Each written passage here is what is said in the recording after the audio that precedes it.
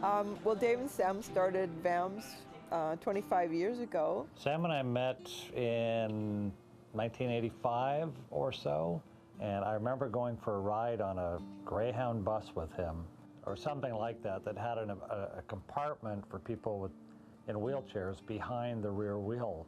But we struck up a pretty quick friendship, and we had a lot of things in common, and we'd both been musicians before our injuries, and began to talk about the idea of developing a society that could support and facilitate access to musical expression for people with disabilities, including ourselves.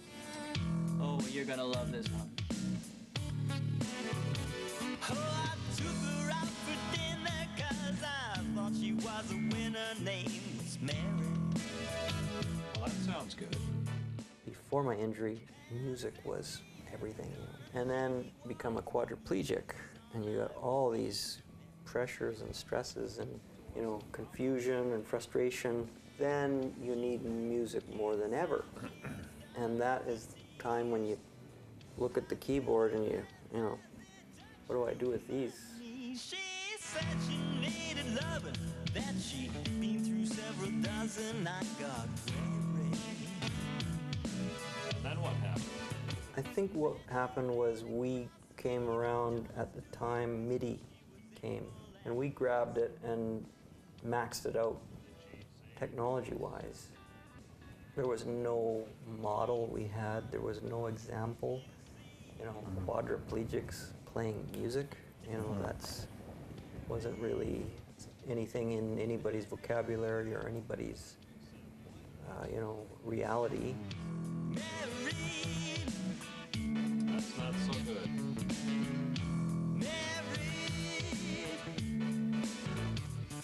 You could tell you had four guys who just loved music, so we just kept going down the road with it, and then it led to doing live performances, and we were like the performance band of the Vancouver Adapted Music Society.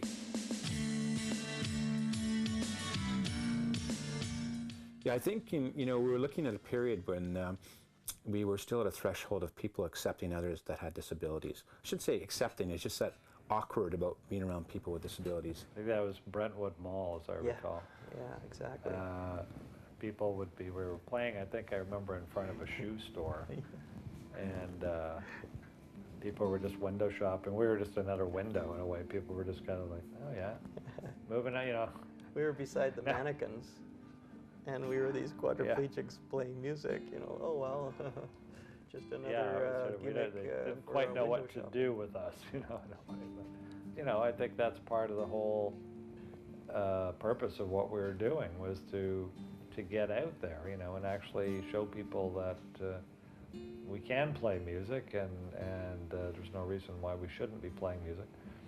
Not that we're necessarily great musicians, given the way we adapted, and we were just learning this new approach to music, really. Sam was a great chatter during throughout songs, so he found funny ways of introducing us as the band. And I think he said, we're an all-disabled band, and we only let able-bodied guys in if they have something wrong with them, and these two guys are morally disabled. So I think that was his angle, right?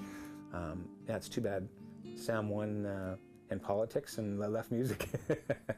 He made a great musician, wrote some really great songs. I wanna be a rock star. I think for a number of years I tried to put a lot of effort into writing my own material, doing my own thing, kind of not wanting anybody's help, wanting to prove something.